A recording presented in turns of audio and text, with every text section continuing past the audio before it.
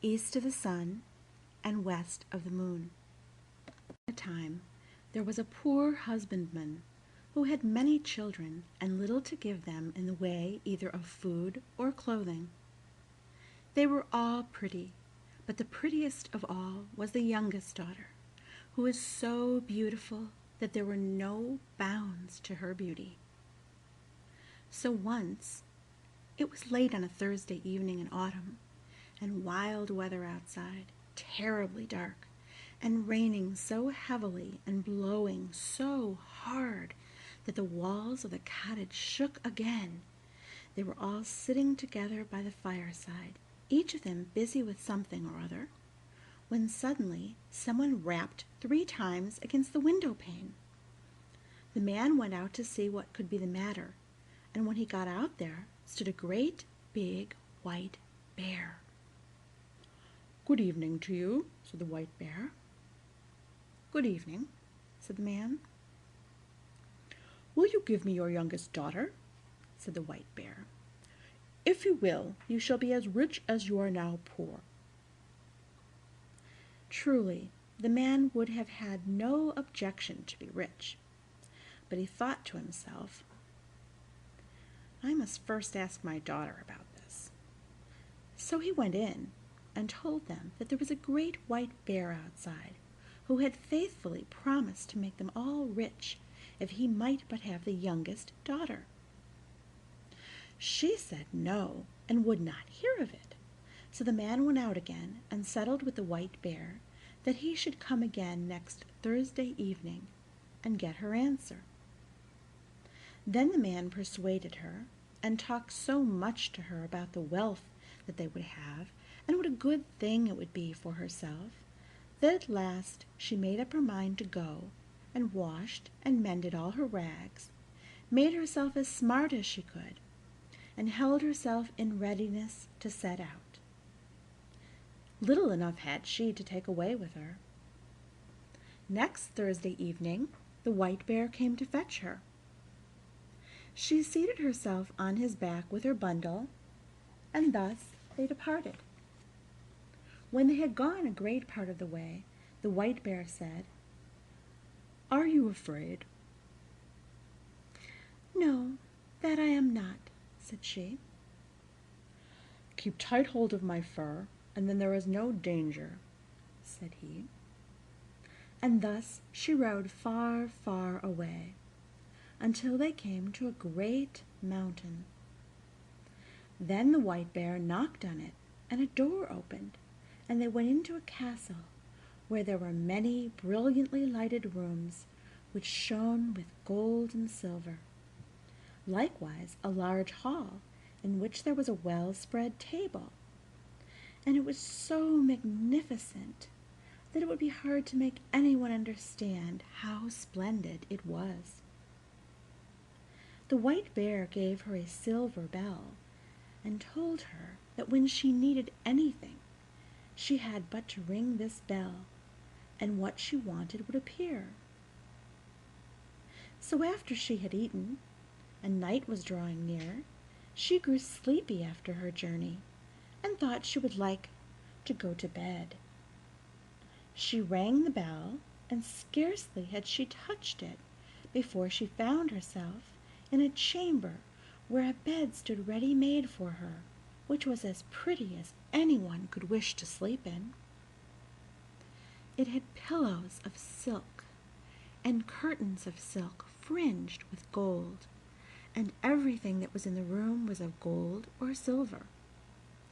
But when she had lain down and put out the light, a man came and lay down beside her, and behold, it was the white bear, who cast off the form of a beast during the night. She never saw him, however, for he always came after she had put out her light, and went away before daylight appeared. So all went well and happily for a time, but then she began to be very sad and sorrowful, for all day long she had to go about alone, and she did so wish to go home to her father and mother and brothers and sisters. Then the white bear asked what it was that she wanted, and she told him that it was so dull there in the mountain, and that she had to go about all alone, and that in her parents' house at home there were all her brothers and sisters, and it was because she could not go to them that she was so sorrowful. "There might be a cure for that," said the white bear, "if you would but promise me never to talk with your mother alone, but only when the others are there too. For she will take hold of your hand," he said, "and will want to lead you into a room to talk alone, but that you must by no means do, or you will bring great misery on both of us." So one Sunday the white bear came and said that they could now set out to see her father and mother, and they journeyed thither, she sitting on his back, and they went a long, long way, and it took a long, long time, but at last they came to a large white farmhouse, and her brothers and sisters were running about outside it, playing, and it was so pretty that it was a pleasure to look at it. "Your parents dwell here now," said the white bear, "but do not forget what I said to you, or you will do much harm both to yourself and me." "No, indeed," said she, "I shall never forget." And as soon as she was at home, the white bear turned round and went back again. There were such rejoicings when she went in to her parents that it seemed as if they would never come to an end. Everyone thought he could never be sufficiently grateful to her for all she had done for them all. Now they had everything that they had wanted, and everything was as good as it could be. They all asked her how she was getting on where she was. All was well with her too, she said, and she had everything that she could want. What other answers she gave, I cannot say, but I am pretty sure that they did not learn much from her. But in the afternoon, after they had dined at midday, all happened just as the white bear had said. Her mother wanted to talk with her alone in her own chamber, but she remembered what the white bear had said, and would on no account go. "What we have to say can be said at any time," she answered. But somehow or other her mother at last persuaded her, and she was forced to tell the whole story. So she told how every night a man came and lay down beside her when the lights were all put out, and how she never saw him because he always went away before it grew light in the morning, and how she continually went about in sadness, thinking how happy she would be if she could but see him, and how all day long she had to go about alone, and it was so dull and solitary. "Oh," cried the mother in horror, "you are very likely sleeping with a troll. But I will teach you a way to see him. You shall have a bit of one of my candles, which you can take away with you, hidden in your breast. Look at him with that when he is asleep, but take care not to let any tallow drop on him." So she took the candle and hid it in her breast, and when evening drew near, the white bear came to fetch her away. When they had gone some distance on their way, the white bear asked her if everything had not happened just as he had foretold, and she could not but own that it had. "Then, if you have done what your mother wished," said he, "you have brought great misery on both of us." "No," she said, "I have not done anything at all." So when she reached home and had gone to bed, it was just the same as it had been before, and a man came and lay down beside her, and late at night, when she could hear that he was sleeping, she got up and kindled a light, lit her candle, let her light shine on him, and saw him. And he was the handsomest prince that eyes had ever beheld. And she loved him so much that it seemed to her that she must die if she did not kiss him that very moment.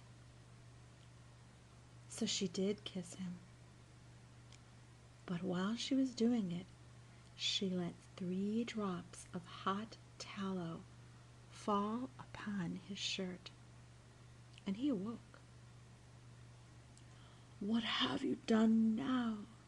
said he. "You have brought misery on both of us. If you had but held out for the space of 1 year, I should have been free. I have a stepmother who has bewitched me, so that I am a white bear by day and a man by night. But now all is at an end between you and me, and I must leave you and go to her. She lives in a castle which lies east of the sun and west of the moon, and there too is a princess with a nose which is 3 ells long, and she now is the one whom I must marry." She wept and lamented, but all in vain, for go he must. Then she asked him if she could not go with him. But no, that could not be. "Can you tell me the way, then, and I will seek you, that I may surely be allowed to do?" "Yes, you may do that," said he, "but there is no way thither. It lies east of the sun and west of the moon, and never would you find your way there." When she awoke in the morning, both the prince and the castle were gone, and she was lying on a small green patch in the midst of a dark, thick wood. By her side lay the self-same bundle of rags which she had brought with her from her own home. So when she had rubbed the sleep out of her eyes and wept till she was weary, she set out on her way, and thus she walked for many and many a long day, until at last she came to a great mountain. Outside it an aged woman was sitting, playing with a golden apple. The girl asked her if she knew the way to the prince who lived with his stepmother in the castle which lay east of the sun and west of the moon, and who was to marry a princess with a nose which was 3 ells long. "How do you happen to know about him?" inquired the old woman. "Maybe you are she who had ought to have had him." "Yes, indeed I am," she said. "So it is you, then?" said the old woman. "I know nothing about him but that he dwells in a castle which is east of the sun and west of the moon. You will be a long time in getting to it, if ever you get to it at all. But you shall have the loan of my horse, and then you can ride on it to an old woman who is a neighbor of mine. Perhaps she can tell you about him. When you have got there, you must just strike the horse beneath the left ear and bid it go home again. But you may take the golden apple with you." So the girl seated herself on the horse and rode for a long, long way.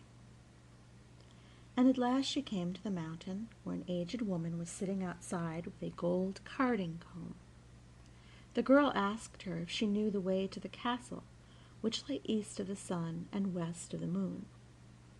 But she said what the first old woman had said. "I know nothing about it, but that it is east of the sun and west of the moon, and that you will be a long time in getting to it, if ever you get there at all.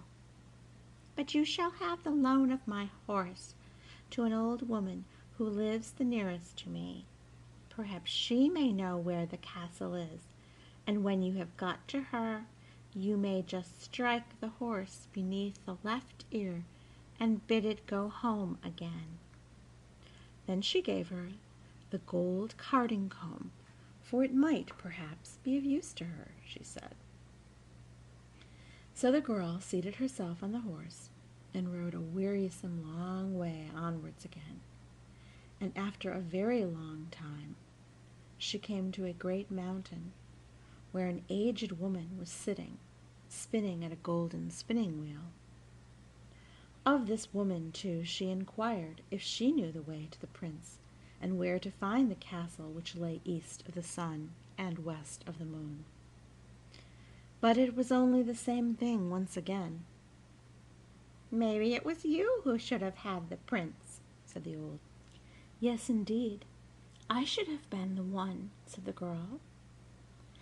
But this old crone knew the way no better than the others. It was east of the sun and west of the moon, she knew that. "And you will be a long time in getting to it, if ever you get to it at all," she said. "But you may have the loan of my horse, and I think you had better ride to the east wind and ask him.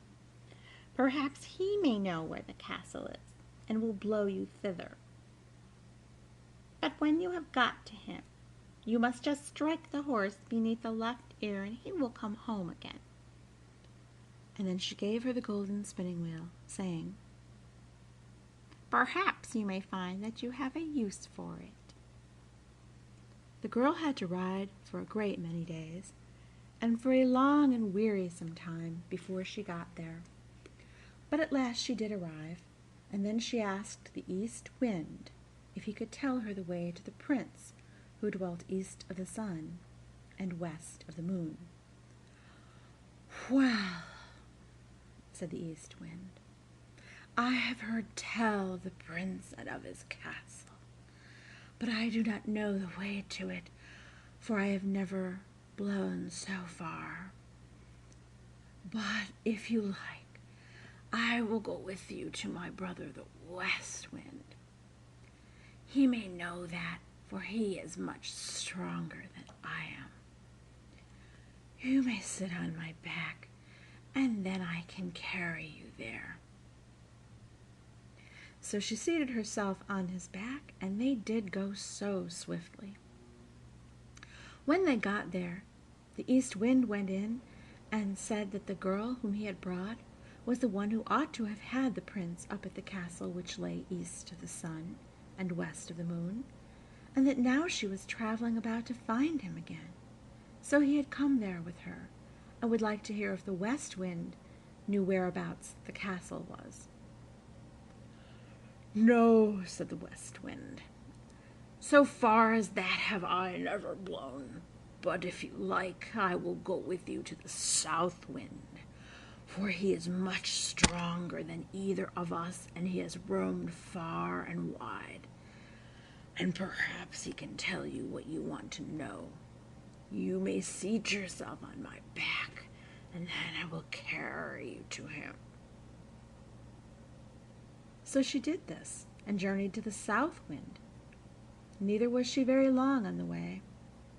When they had got there, the west wind asked him if he could tell her the way to the castle that lay east of the sun and west of the moon, for she was the girl who ought to marry the prince who lived there.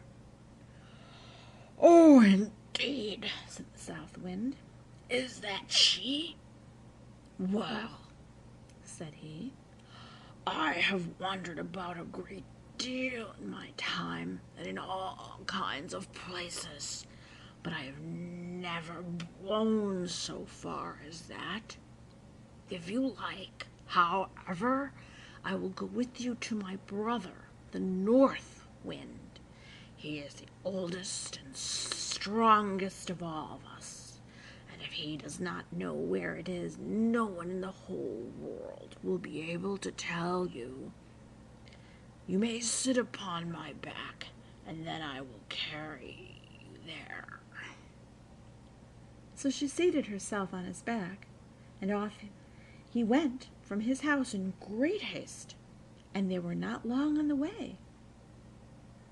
When they came near the North Wind's dwelling, he was so wild and frantic that they felt cold gusts a long while before they got there.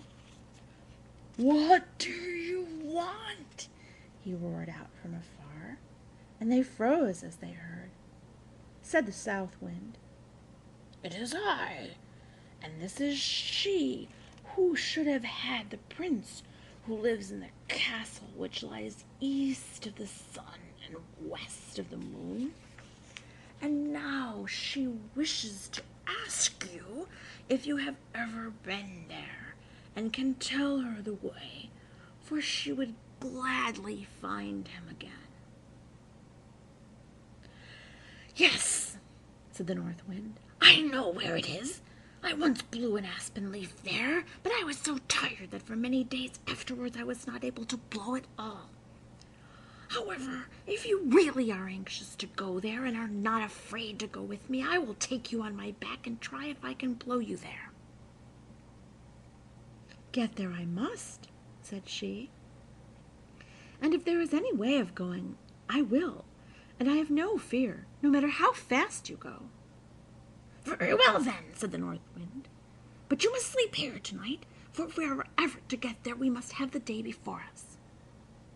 The North Wind woke her betimes next morning, and puffed himself up, and made himself so big and so strong that it was frightful to see him, and away they went, high up through the air, as if they would not stop until they reached the very end of the world.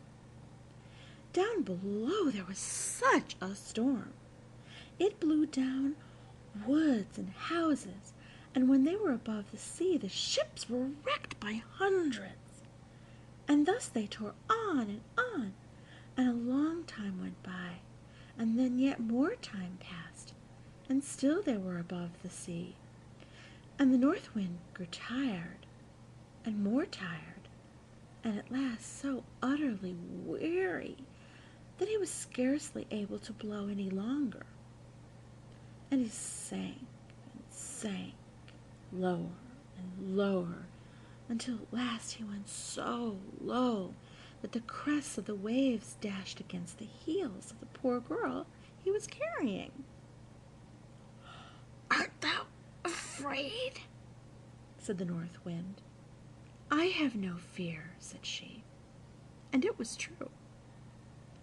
But they were not very, very far from land, and there was just enough strength left in the North Wind to enable him to throw her onto the shore, immediately under the windows of a castle which lay east of the sun and west of the moon. But then he was so weary and worn out that he was forced to rest for several days before he could go to his own home again. Next morning, she sat down beneath the walls of the castle to play with the golden apple. And the first person she saw was the maiden with the long nose who was to have the prince. "How much do you want for that gold apple of yours, girl?" said she, opening the window. "It can't be bought either for gold or money," answered the girl. "If it cannot be bought either for gold or money, what will buy it?" "You may say what you please," said the princess. "Well, if I may go to the prince who is here and be with him tonight, you shall have it," said the girl who had come with the North Wind. "You may do that," said the princess, for she had made up her mind what she would do. So the princess got the golden apple. But when the girl went up to the prince's apartment that night, he was asleep, for the princess had so contrived it. The poor girl called to him and shook him, and between whiles she wept, but she could not wake him. In the morning, as soon as day dawned, in came the princess, the long nose, and drove her out again. In the daytime she sat down once more beneath the windows of the castle, and began to card with her golden carding comb. And then all happened as it had happened before. The princess asked her what she wanted for it, and she replied that it was not for sale, either for gold or money, but that if she could get leave to go to the prince and be with him during the night, she should have it. But when she went up to the prince's room, he was again asleep, and, let her call him or shake him or weep as she would, he still slept on, and she could not put any life in him. When daylight came in the morning, the princess with the long nose came too, and once more drove her away. When day had quite come, the girl seated herself under the castle windows to spin with her golden spinning wheel, and the princess with the long nose wanted to have that also. So she opened the window and asked what she would take for it. The girl said what she had said on each of the former occasions, that it was not for sale, either for gold or for money, but if she could get leave to go to the prince who lived there and be with him during the night, she should have it. Yes, said the princess, I will gladly consent to that. But in that place there were some Christian folk who had been carried off, and they had been sitting in the chamber which was next to that of the prince, and had heard how a woman had been in there who had wept and called on him 2 nights running, and they told the prince of this. So that evening, when the princess came once more with her sleeping drink, he pretended to drink, but threw it away behind him, for he suspected that it was a sleeping drink. So when the girl went into the prince's room that time, he was awake, and she had to tell him how she had come there. "You have come just in time," said the prince, "for I should have been married tomorrow. But I will not have the long-nosed princess, and you alone can save me. I will say that I want to see what my bride can do, and bid her wash the shirt which has the 3 drops of tallow on it. This she will consent to do, for she does not know that it is you who let them fall on it. But no one can wash them out but one born of Christian folk. It cannot be done by one of a pack of trolls, and then I will say that no one shall ever be my bride but the woman who can do this, and I know that you can." There was great joy and gladness between them all that night. But the next day, when the wedding was to take place, the prince said, "I must see what my bride can do." "That you may do," said the stepmother. "I have a fine shirt which I want to wear as my wedding shirt, but 3 drops of tallow have got upon it, which I want to have washed off, and I have vowed to marry no one but the woman who is able to do it. If she cannot do that, she is not worth having." Well, that was a very small matter, they thought, and agreed to do it. The princess with the long nose began to wash as well as she could. But the more she washed and rubbed, the larger the spots grew. "Ah, you can't wash it all," said the old troll hag who was her mother. "Give it to me." But she too had not had the shirt very long in her hands before it looked worse still, and the more she washed it and rubbed it, the larger and blacker grew the spots. So the other trolls had to come and wash, but the more they did, the blacker and uglier grew the shirt, until at length it was as black as if it had been up the chimney. "Oh," cried the prince, "not one of you is good for anything at all. there is a beggar girl sitting outside the window, and I'll be bound that she can wash better than any of you. Come in, you girl there, he cried. So she came in. Can you wash this shirt clean? He cried. Oh, I don't know, she said, but I will try. And no sooner had she taken the shirt and dipped it in the water than it was white as driven snow, and even whiter than that. I will marry you, said the prince. Then the troll hag flew into such a rage that she burst, and the princess with the long nose and all the little trolls must have burst too, for they have never been heard of since. The prince and his bride set free all the Christian folk who were imprisoned there, and took away with them all the gold and silver that they could carry, and moved far away from the castle, which lay east of the sun and west of the moon.